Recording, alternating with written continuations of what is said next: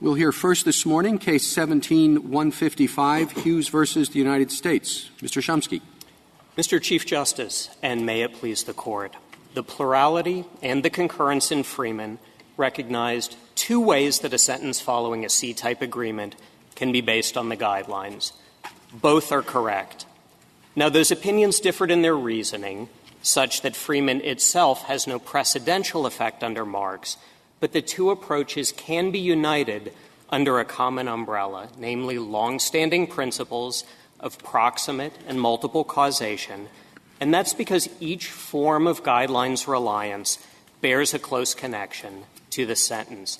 The first— Mr. Shumsky, could you address one issue for me on this question?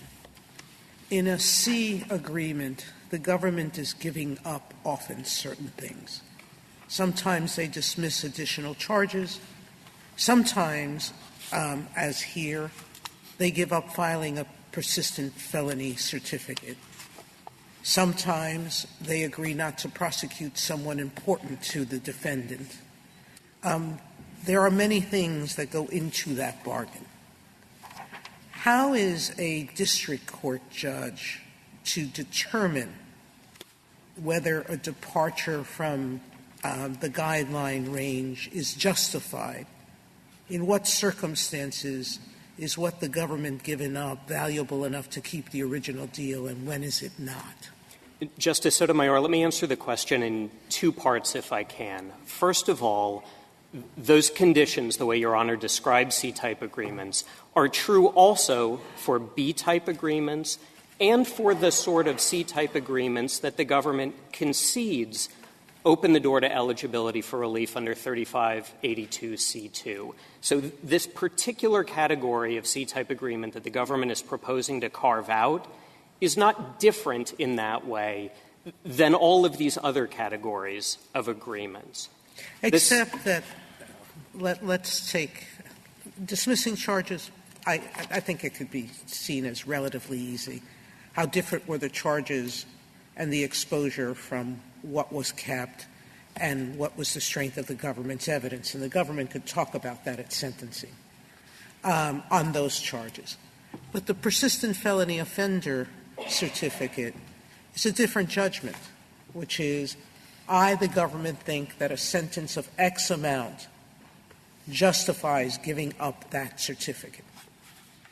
How would a district court make up for the loss of that belief by the government? Well, so, Justice Sotomayor, let me push back a little bit, still on the first part of my answer, and then get to the second part. Again, that's no different than in a C-type agreement in which there is a range defined by the guidelines, and the government agrees that those sentences are eligible for relief under 3582C2. The only difference there is that rather than a number potentially moving a bit, a range will move a bit. So again, I don't think it's categorically different in that way. But to answer the second part of the question, the district court judge exercising her or his discretion will apply the 3553A factors just like they do in any other case where there's a request for discretionary relief under 3582C2. Remember that this is only a question of eligibility. It's not a guarantee of relief. It just enables the case ordinarily to go back to the very same district court judge who is the one who approved the agreement in the first place and determine whether under the circumstances, again, the 3553A circumstances, some adjustment is appropriate. When wouldn't any what would disqualify a defendant from eligibility? The plurality said this determination has to be made on a case-by-case basis. But as I read your brief, what are the scenarios where you think someone would not be eligible? Let me answer again in two ways, and again maybe in exactly the same two ways. This is no different than any other sentencing determination in the sense that it is predicated on the 3553A factors. No, I'm saying we read the transcript. Government comes in under a C agreement where it says we're not recommending a guideline sentence. we want to deviate from it because we think he cooperated, but not enough to be substantial, he has an ill child, whatever the reasons are. We think a lower sentence is appropriate.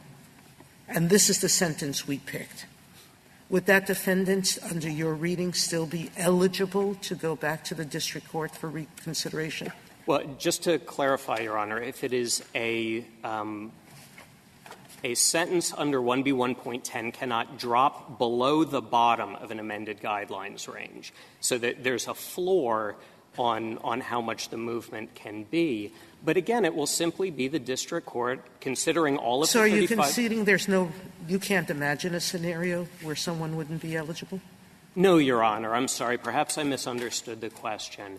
In a circumstance, for instance, under which the district court says, using the discretion that it has post-Booker under cases like Gall and Spears, the district court says, I'm not applying the guidelines at all. I disagree with the guidelines as a policy matter. Under those circumstances, it's very hard to see how in any ordinary meaning of the term a sentence is based on the guidelines. But absent circumstances like those, ordinarily a sentence will be based on the guidelines, and that only makes sense. This Court has said over and over and over post-Booker in cases like Gall and Pugh and most recently in Molina-Martinez that sentences are ordinarily based on the guidelines. And so it won't be surprising if indeed a district court concludes that that's what occurs. Not only is a sentence bargained for in the shadow of the guidelines, as the concurrence in Freeman put it, that is where the parties start. The United States Attorney's Manual directs prosecutors not just to charge, but to make plea bargaining determinations consistent with the guidelines. Defense attorneys do exactly the same thing. When they sit down with their client for the first time, they look at the guidelines and say, here's what you're looking at. And so it shouldn't be surprising that ordinarily, other than in the sort of relatively extreme circumstances I was alluding to a moment ago, sentences indeed will be based on the guidelines. The first question we posed was how to apply Marx to the situation. And I wonder if I'm a Court of Appeals judge, it seems to me the most important thing in deciding the case is to make sure that I'm not reversed. And it seems to me the best way to do that is through the, whatever you want to call it, the walking through, sort of counting out what would happen if you count where the different votes are. And it seems to me if you take any other approach, you're subject to reversal because by definition a majority of the court here would reach a different result. I would say a couple of things about that, Mr. Chief Justice. First of all, Marx focuses on the holding or the judgment of the court. And so under Marx, what we're trying to figure out is whether there's precedent. Ordinarily, only a court's holding qualifies as precedent, and a holding is the reasoning that's necessary to support the judgment. The government's alternate approach, it's run the facts through the opinions approach. First of all, I'm not sure it even purports to be an application of Marx in that sense. Second of all, it is predicated upon counting dissenting votes, and Marx itself says quite specifically that that's not what Marx is about. Marx talks about the position taken by those members who concurred in the judgments, and Odell at page 160 speaks in similar terms, votes necessary to the judgment. Well, as a practical matter, though, in a particular case, that would have the Court of Appeals writing an opinion that would be subject to reversal. And that, Mr. Chief Justice, is the other thing I was going to say. I think that the way you put it a moment ago in asking the question is that a lower court would be wise to look at what the opinions say, and of course it would be. The same way that lower courts are wise to look at this Court's dicta, to look at concurring opinions. And why should they pretend that this Court had an opinion that counts as precedent? They can say, all right, we see 4 justices thought this, 2 justices thought that. and we're going to read those opinions and then give our best judgment of what the right answer is without being bound by a minority of the justices. Justice Ginsburg, we think that is exactly correct. A lower court is wise to pay attention to the votes of justices, but that is a very different question than whether there is binding precedent. And here, what the 11th Circuit concluded was simply that it had to follow the concurring opinion in Freeman, that it was the vote of one justice was the law of the land, notwithstanding the fact that 8 justices had sharply disagreed with that reasoning. And so, Justice Ginsburg, we think that that's not right. Now, to be clear, a lower court could say, I am going to count votes, I am going to predict what the Supreme Court might do.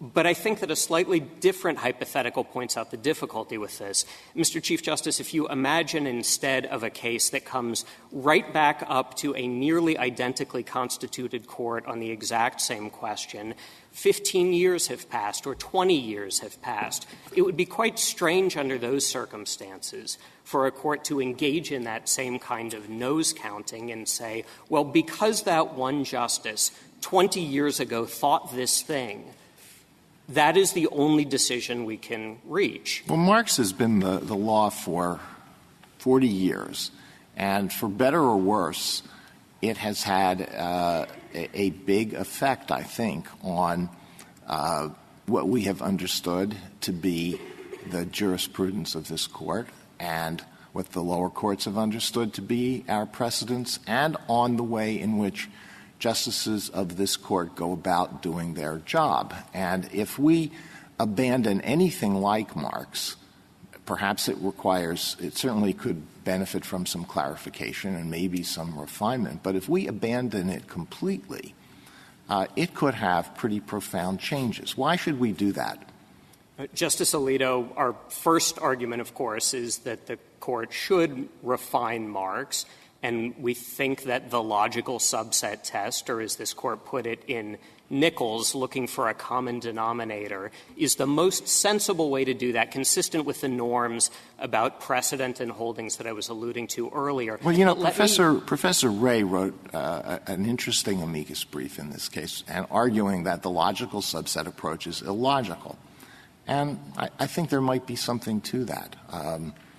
Let me give you this example. Let's say that 9 people are deciding which movie to go and see, and 4 of them want to see a romantic comedy, and 2 of them want to see a romantic comedy in French, and 4 of them want to see a mystery.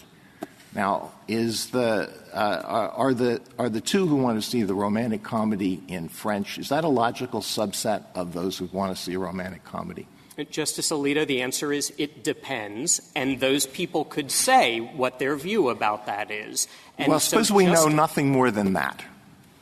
Then it is a fair presumption, at least under certain circumstances. I can't speak to romantic comedies in French, but there are a couple of this Court's precedents under which, contrary to what Professor Ray has said, logical subsets do in fact make a great deal of sense, if not all the time, then nearly all the time. I mean, if that's a logical subset, I think there's a serious problem with the argument, because the 4 who want to see a romantic comedy might think, I don't want to see anything in a foreign language, particularly in French. I'd rather go see a mystery or something else. So, Justice Alito, and I think this is the key to the puzzle, any time 2 people, be they justices of this Court or people going to see a romantic comedy, can say, here's how far I go, but I don't agree with that thing over there. And so sometimes we see justices saying, I take an absolutist view, and anything less than that is legally wrong. And under those circumstances, we would know what those justices think. And, of course, justices would have, like they always have, the prerogative to articulate how far their view goes and whether something less makes sense. But at least as a way of understanding — I'm sorry, but that means that you would want them to engage in dicta. In other words, you're saying, let's say someone has an absolute view of the First Amendment. You can't have any restraints at all. And the concurring opinion says, well, I agree with that, except when it comes to, communists. Then I think they shouldn't have the right to speak. And you don't know that the people who think there's an absolute right may say, well, it's absolute, but if you're going to carve out anybody, you've got to carve out everybody. And what you're suggesting is that to make things clear for the courts of appeals down the road, those justices should talk about these hypothetical cases, about how they would apply the rule in the event, that this or that happens. And I wonder if that's more problematic than the difficulties you have with just sort of the counting through approach. I don't think it is, Your Honor. The point is simply that justices have the prerogative, like they always do, to articulate how far their rule goes. But I do want to make sure, Justice Alito, to get to at least a couple of examples that demonstrate that the logical subset, while it may be imperfect like all of these rules are, at least has some significant utility, contrary to what Professor Ray said. So if you look at a case like Ford that was interpreted in Panetti, you have a plurality of justices saying we require full competency proceedings with all of the hallmarks of a trial, and Justice Powell writing separately saying something less than that is enough. We don't need cross-examination. We don't need live witnesses. There, it's pretty fair to say that the lesser version is included within the broader version that the plurality would have wanted. Or in a case like Caldwell. That's covered by Marx automatically. I'm not sure what it means to say that something is Meaning covered. Marx says what's the narrowest holding of a plurality and a concurrence, and under that interpretation, the literal interpretation of Marx, your situation is covered. We're talking about a situation where the reasoning doesn't necessarily overlap completely. Again, 2 points, Justice Sotomayor. I think that the language of narrowest in Marx is frankly part of the problem here, and that is the strength of what Professor Ray has said. Whatever guidance Marx may have provided, it's probably caused more confusion than is the guidance. confusion why is the confusion necessarily so evil? Meaning, the government makes a counterpoint which says you want something to follow a split decision by the court. You want some even-handed, predictable, and consistent development of the law, at least on some level. And even if there's some confusion, there is some predictability that's going on. Under the Ray test, there isn't any. It's as if the decision was made and nothing has happened because we're still sending it back for the lower courts to be without real guidance. I think the strength of Professor Ray's view, Justice Sotomayor, is that the current situation is not, in fact, providing much, if any, guidance. And at pages 16 to 17 of his amicus brief and in the underlying paper, he lays out innumerable circuit splits that have resulted from efforts to attempt to apply the Marx rule. And so the idea would be simply that — I'm sorry, please continue. Well, simply that to return to the older historical norm of actual majority rule would provide clarity, and absent that, percolation could occur in the lower courts, which would aid this court in its ultimate decision-making. I mean, the question is, what is the second best? We're in a world in which the first best option, which is 5 people agreeing on the reasoning, that doesn't exist.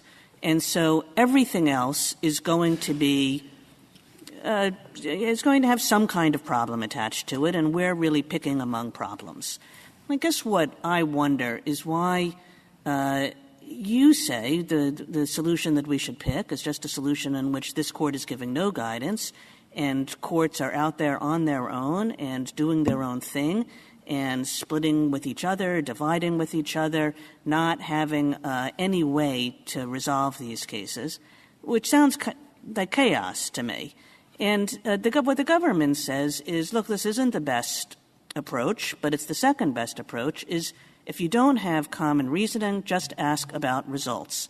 And if you can look at a case and know that there are 5 justices on the Supreme Court who think X rather than Y, then you should go with X. And we can talk about how that counts dissenting votes or, give various theoretical objections to that. But In the end, we do try to get to 5 here. We know how to get to 5 in some of these cases, even if the 5 depend on different reasoning. Why isn't that just the second best approach? So just to clarify, if I may, Justice Kagan, and then to turn to that, our position is not that there should be chaos, nor at least in the first instance, that the Ray argument is the best one.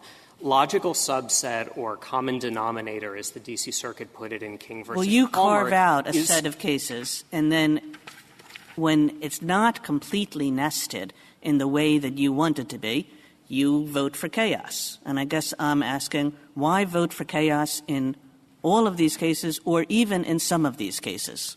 So to be clear, Justice Kagan, and I don't want to quibble, but, I mean, the idea is not that it's chaos. It's that the lower courts can then percolate the issue, as this Court often invites them to do. But let me let me turn to the question about the running the facts through the opinions approach. I mean, it is not just a secondary concern that relies on dissents. That is quite contrary to everything that this Court has said for not just decades but hundreds of years about how to identify precedents and holdings. If dicta is not precedent, it doesn't count as part of the holding of the Court, then surely that votes that aren't even necessary Mr. to the Shumsky, judgment. I think your approach relies on dissents sometimes too, because take one of these logical subset cases. You have a concurrence that is a logical subset of the plurality, and you say, well, the concurrence controls, and that's true even as to times where the concurrence splits off with the plurality and joins with the dissent. So you're counting dissents too, I think. To be very clear about this, Your Honor, that is not our position.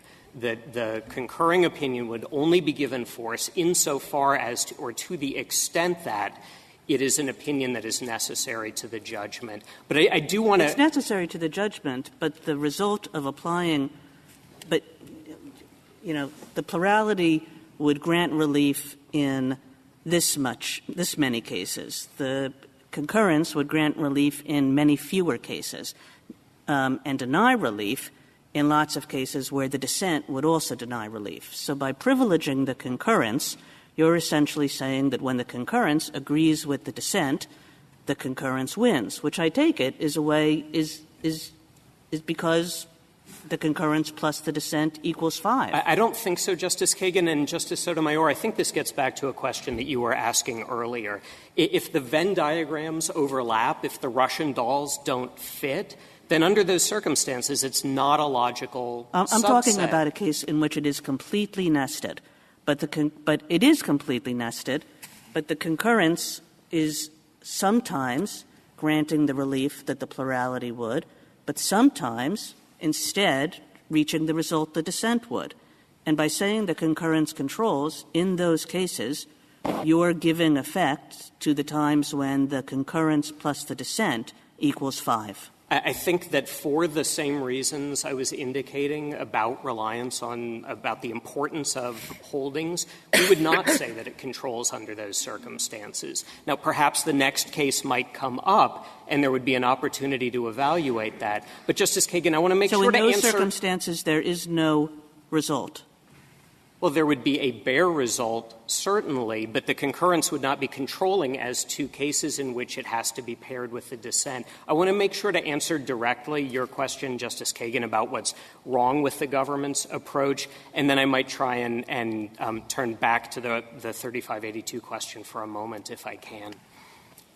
What is wrong with the government's approach is not just that it is contrary to these pretty fundamental notions about precedent and holdings, but because it would stunt the development of the law. It would say at precisely the moment at which this Court is unable to reach a majority, the lower courts should stop trying to sort these issues out. We should stop hoping that we can get to an actual result, whether because of the coming together of the lower courts or because a justice changes their mind or a justice I'm joins sorry, a — why is the development of the law stunted completely? You tell us that there's confusion and a split, which suggests to me that the split is occasioned likely in part by the circuit's view of the persuasiveness of the split, of some other side's arguments on the split. So it's not, I don't think, necessarily that it stifles discussion. in any meaningful way, you say this kind of confusion I don't like. I think the point is a bit different, Justice Sotomayor, in the following way. The idea would be that once this Court splinters, and when there is no middle ground, as the government puts it, at that point, all that is left for a lower court to do is run the facts through the opinions. You don't think about the issue further. You don't attempt to resolve it on the merits. You just plug things into the vote-counting algorithm and get bare results in bare cases. Well, can I just ask you this quick question? Suppose that there's a majority of the Court that agrees that a particular party is entitled to relief, but there is no majority as to the provision of the Constitution that provides the relief. What happens in that situation? So that's never a precedent unless one of the two, and both of these groups feel very strongly that the other is wrong in identifying the constitutional provision. So one of them has to give way, or else this issue is never going to be resolved?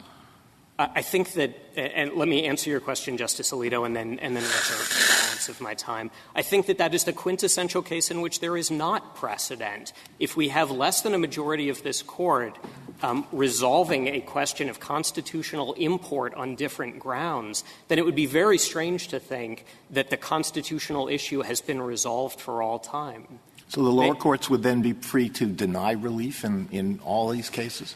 In a case just like the one that had been before the Court, surely, and this goes to my answer to the Chief Justice, surely the lower courts would be wise to pay very careful attention to all of the opinions of this Court.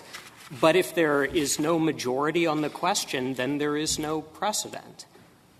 If I can reserve the balance of my time. Thank you, counsel. Thank you. Ms. Kovner?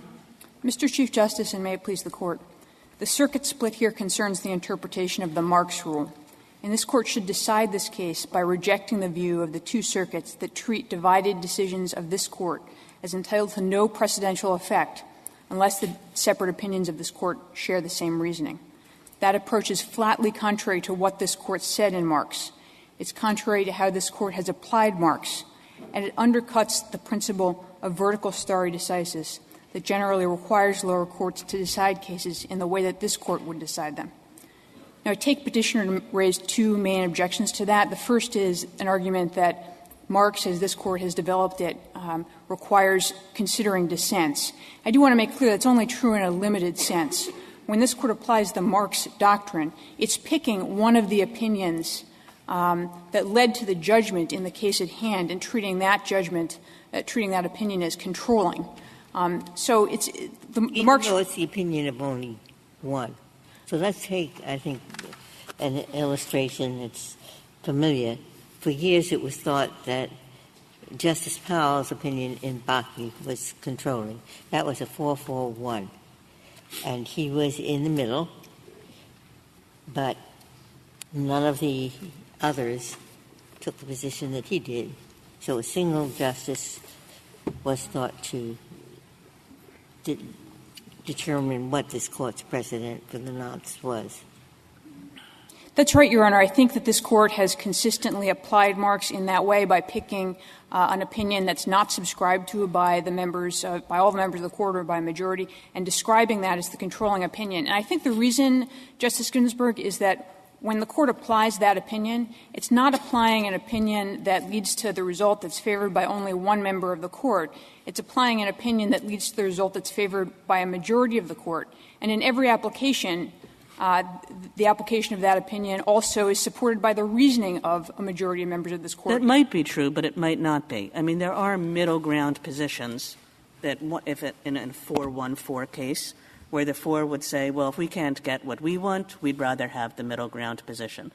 But there are some cases where there are middle ground positions which seem utterly incoherent to anybody else.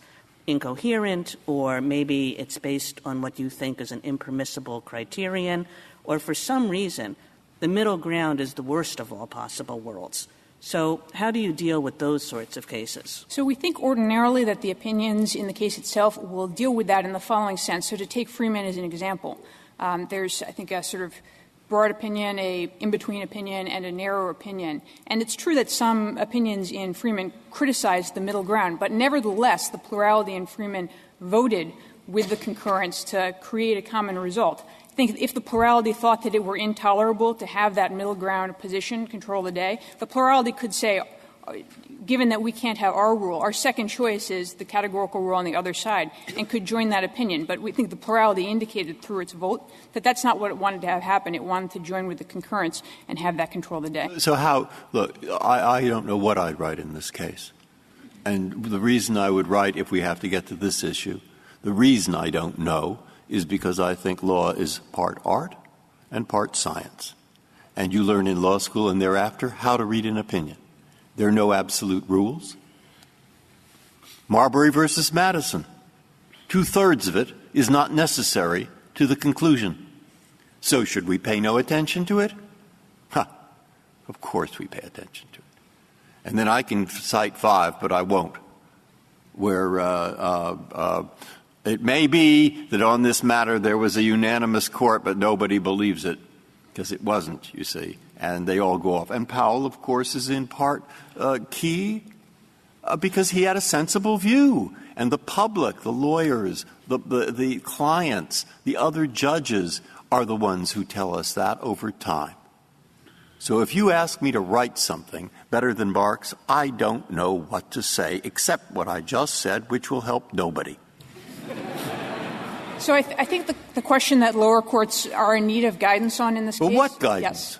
So, I mean, what? Sure. You talk about the French movie. That was great. I mean, fine. I say, you mean they really don't want to see the Philadelphia story? They must be crazy. All right. So, but you see, if you have, of course, a real French comedy, fine. But suppose you have, well, to show off, Mr. Hulot's Holiday. You know, it's a comedy, but is it romantic?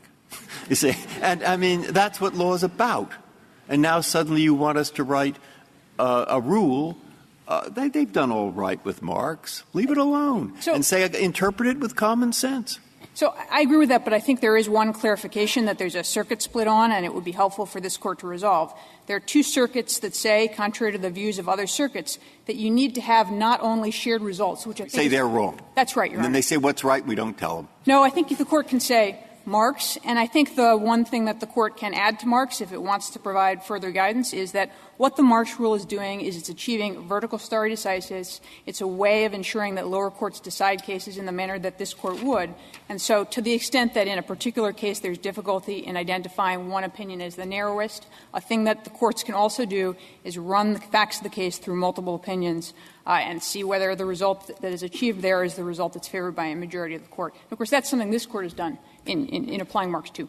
May I ask 2 questions? I don't want you to ignore the third question of the petition. But the first one is, if we are able to reach a majority in the Freeman question, should we reach the Marx inquiry, and if so, how? And why? I mean, it would be pure dicta.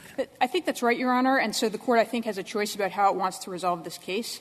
And we would urge the Court to resolve the case on the Marx ground, because that is where there is a circuit split. There's no division on Freeman aside from just a question of the underlying Marx question of do you need common reasoning or only common results. So that's really the issue that's divided the lower courts. And as a second sort of reason that relates to that, Your Honor, is Freeman itself is a statutory interpretation question that this Court, we obviously took a broader position than Your Honor's opinion in Freeman, but this Court resolved that issue. It's essentially an issue for how the parties are going to bargain. So the parties have arranged their expectations in subsequent cases, including this one, around the understanding that Freeman provided a rule for how their plea agreements are going to be interpreted. And what the prosecutors are now doing is making a waiver of any amendment of the guidelines in almost all C agreements. I actually don't think that's the case empirically, Your Honor. I think that for the most part, prosecutors have been understanding that Freeman is the rule, and we haven't seen, to my knowledge, the vast majority of districts actually incorporate those kinds of waivers. Now, I have a question on the substance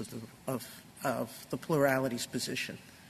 There is some force to the argument that, and examples provided in the briefing, where the government goes to sentencing and says, we did this in light of the guidelines.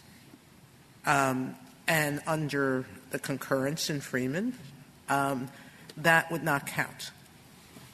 Is that right? And why is that right? if the prosecutor is telling the judge, I'm doing this because of the guidelines, what difference does it make that it's in the plea agreement or not? It's still a representation by the government. That's right, Your Honor. I think that once Freeman was established, we can expect the parties to negotiate around the rule in Freeman. And so to the extent that the parties have an understanding that this is a sentence based on the guidelines within the meaning of Your Honor's opinion in Freeman, that's something they know that they should be putting in the plea agreement. And we think that it's desirable to have that one place to look for where the party's understanding is rather than sort of combing through the background negotiations of the parties. Except the plurality says there's a player that you're not considering, which is the judge. And the judge accepts the agreement because a prosecutor has gotten up and said, we think it should be within the guidelines. It's not in the plea agreement, but the prosecutor is guiding the judge and incentivizing the judge to accept this agreement with that representation. So why shouldn't that be recognized? So I think, both Your Honor's opinion in Freeman and the dissenting opinion in Freeman sort of note that there's a real difference between background considerations that go into what the deal is and then what the sort of deal ultimately is. Ultimately, in a C agreement, the parties bargain for a specific determinate sentence, and they urge the court to impose that sentence. And that is, as Your Honor's opinion indicated and four other justices agreed, that is what the sentence is based on. And if there's doubt about that, I think there are a few things that the court can look to resolve that doubt. The first is the Sentencing Commission's guidance. The Sentencing Commission's guidance indicates that the only guidelines that should be changed through 3582 are the guidelines that were actually applied when the defendant was sentenced. And that's surely not what happens in a C case. And the other, I think, is sort of reasons of administrability that Your Honor's opinion alludes to in Freeman. The alternative is, on Petitioner's approach, you're going to be combing through the record to see whether in a particular case the guidelines bore a sufficiently close connection to the sentence. That's not an administrable inquiry. And then on the back end, as Your Honor's opinion alludes to in Freeman, you're going to have a judge trying to determine after the fact what is the alternative agreement that the parties would have entered into if the guidelines had been different. And that's not the kind of that's the way I phrased the question earlier. But really, the question is not what will the parties do. The question really is what will I do. I mean, because every C agreement, before it takes effect, has to be approved by the judge. So really, it's the judge who has to determine, would I have accepted this or not, knowing that the guideline was in error? I actually think that's the way in which a C plea is fundamentally different from other kinds of pleas, as Your Honor's opinion in Freeman alludes to, which is part of a C plea is that the parties agreed to it. And so if a judge said, I'm not going to accept this plea, you'd be back to the drawing board for the parties. And so that's why Petitioner's approach means the judge has to figure out, okay, if the judge said no, what would the parties have done under that circumstance? And as Your Honor alluded to in your questions, often the government has given up, for instance, a mandatory minimum, additional charges. In this case, I think there's no reason to think that the government would have agreed to a more favorable deal if the guidelines had been different. In a C agreement, it says, the Commission, that it's the judge who will depart, if that's the agreement. And it says he has to write his reasons in writing as to why the agreed sentence departs from the applicable guideline range for justifiable reasons. So if the guideline range is 120 months, he says why it departs from that, and he has some reasons. And if it's 100 months, he says why it departs from that. Now, much of the time, perhaps, I don't know for sure, but of course you are referring to the guideline, and if the guideline is one thing, you might do A, and if it's another thing, you might do B. And certainly you will have to say something different where the guideline is 100 versus 120. Not certainly, but almost certainly. So why isn't that good enough? That's good enough to say that where the guideline's 2 levels lower, you can get that advantage because your original sentence was in some sense based upon the guideline, namely the sense that I just mentioned. So I think this case is a really good example, Justice Breyer, of why that doesn't work. You're not going to know in particular cases what the parties would have done absent the guideline. So that, all I have to know is what the judge would have done. He's the one who departed, and he had to put I just be repeating what I said. So we know in every sentence like that, there will be words about the applicable guideline. Yes. And much of the time it will have something to do with the applicable guideline. And why isn't that good enough? So, Justice Breyer, to take, for instance, this case, there is no reason to believe, I think, in this case, that the judge would have rejected the party's plea agreement if the judge had calculated the guidelines differently. For instance, in this case, the particular change to the sentencing guidelines that that was ultimately made had already been proposed. The parties knew about it. The judge knew about it. Nobody indicated that fact, if that guidelines change had been in effect, the result would have been different. And here, I think there's good reason why the judge would have accepted this plea agreement, which was for a below-guideline sentence, even if the guidelines had been different, because the government was giving up a mandatory minimum in which the government could have assisted on a life sentence in this case. Suppose we say you're absolutely right, and that's why the word based upon cannot just refer to these hypotheticals we know nothing about.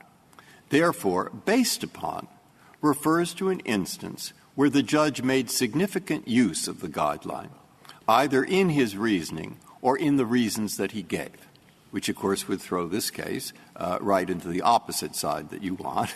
But nonetheless, it would be a workable rule, and we'd say based upon at least means that. So I think there are a few reasons. First of all, we don't think, respectfully, that in the ordinary case it's going to be easy to sort out whether the court was just calculating the guidelines, which Petitioner suggests would not be enough, or was in a C agreement it would be, because he has to write it down. I think all he has to indicate is that there were justifiable reasons for him to accept the sentence, notwithstanding that the sentence in a particular case was outside the guidelines. And I think there are some additional reasons why that approach wouldn't be a good one. The first is the Sentencing Commission's guidance. The Sentencing Commission has indicated it has to be, in order for 3582 relief to be available, the guideline has to have actually been applied at sentencing. And then I think there's a stare decisis reason, which is the court, whatever the merits of the rule in Freeman, and obviously the government took a slightly broader approach to the extent to which 3582 denies relief, but this is an opinion of this Court that this plea and other pleas have been sort of organized around since the case was decided, and that's a case in which statutory stare decisis principles have their greatest force. So, I'm sorry, Your Honor. No, I understand you'd like us to decide what we're calling the Marx question rather than just resolving what Freeman means. But to what extent is the Marx problem real outside of the Freeman context? I know Freeman has beset the lower courts with a lot of difficulty and generated disagreements.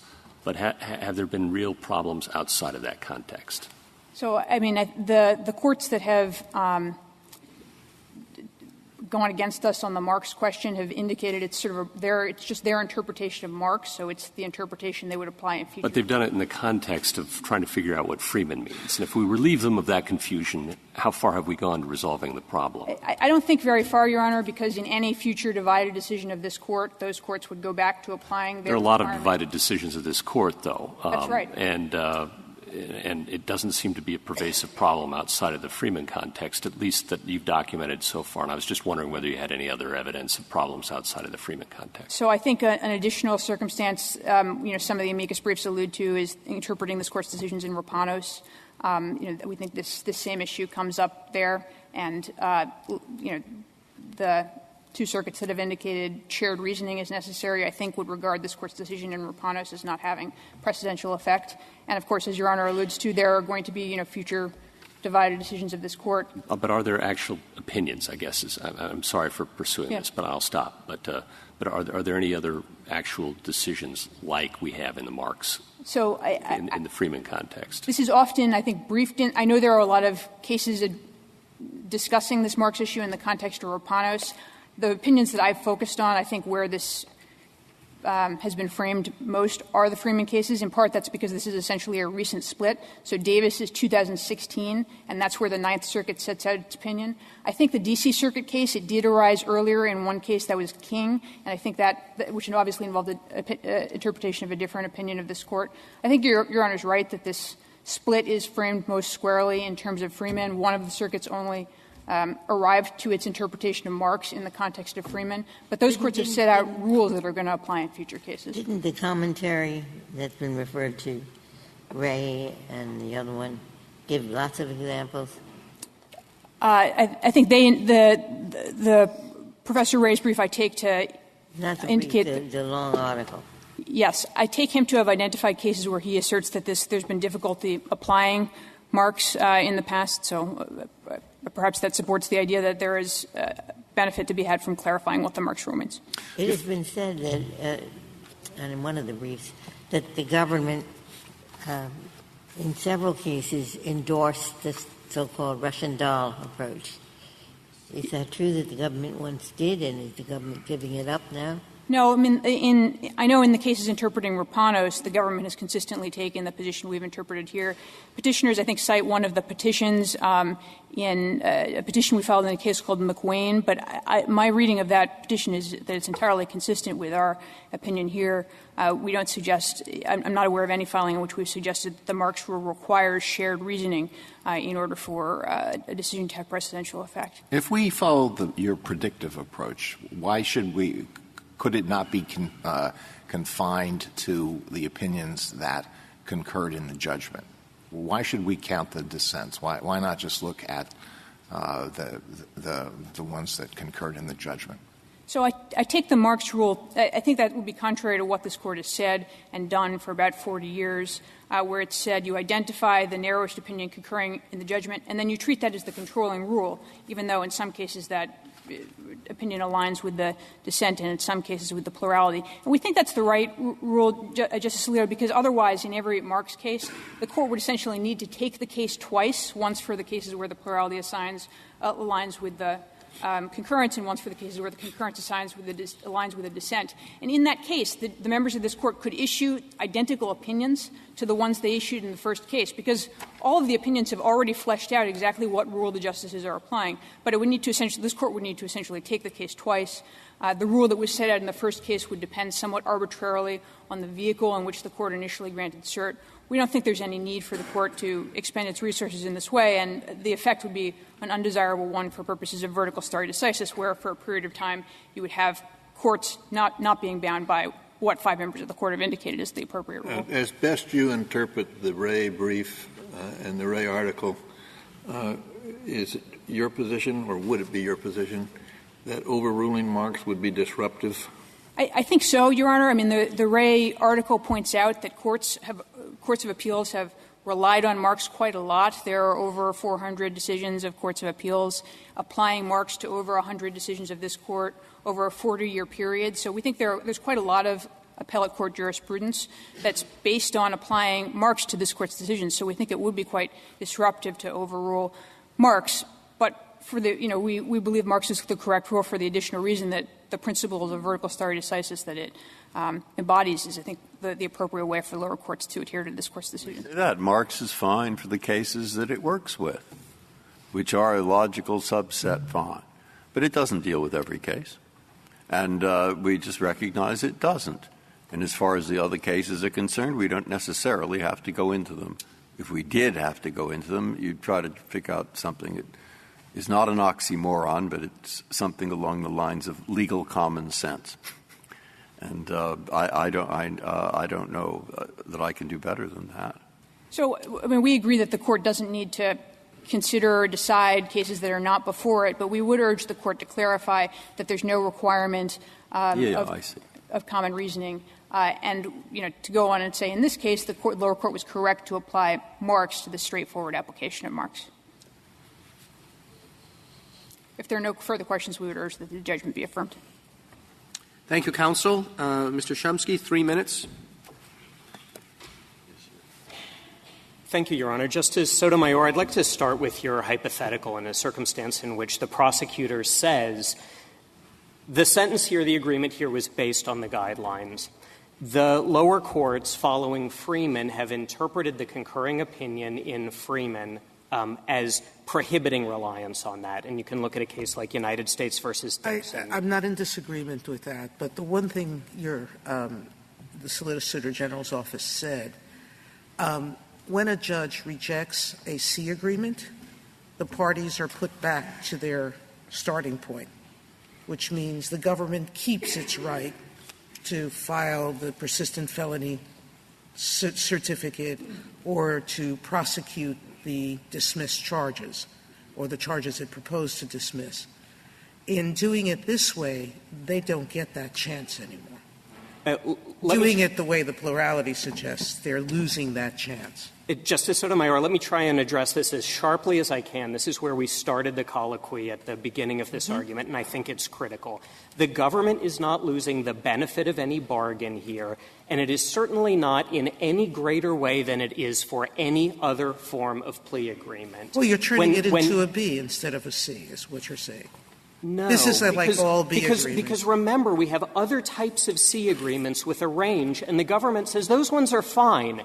We don't mind giving away the benefit of our bargain for C agreements with a range, because there, again, when Congress, in these narrow circumstances, has said the Commission, again in narrow circumstances, is applying a change retroactively, under those circumstances, the bargain has changed. What was here is now here, and that's just the same for these agreements. I would emphasize that the record here shows that the judge, the parties, and the probation officer were discussing the sentencing guidelines at length. This is not just a circumstance in which they're being alluded to. At 32A to 36A of the record, they're performing a guidelines calculation. What about the 3-point reduction for acceptance of responsibility? What about 2 points for using a gun? And it makes sense under those circumstances to send it back to the same district court who accepted the bargain and who had to, relying on Section 6B1.2, assess the bargain. That is the critical thing about 6B1.2. Congress, when it enacted 994A2E, directed the Commission to put the judges in the middle of this process. The judges are assessing the agreement to determine whether it is compliant with the guidelines or at least compliant enough to be accepted. And so here we have a judge who sat there and dickered with the parties over the guidelines, and it only makes sense there to say this is a circumstance in which you are eligible to seek relief. You're not guaranteed to get it, but we're not closing the door. The final point I'd like to make on Freeman, Congress did not carve out C-type agreements. It could have. It knew how to do that. It did that in 3742 in limiting appeals, but it didn't do that for C-type agreements when it could have. Thank you, counsel. The case is submitted.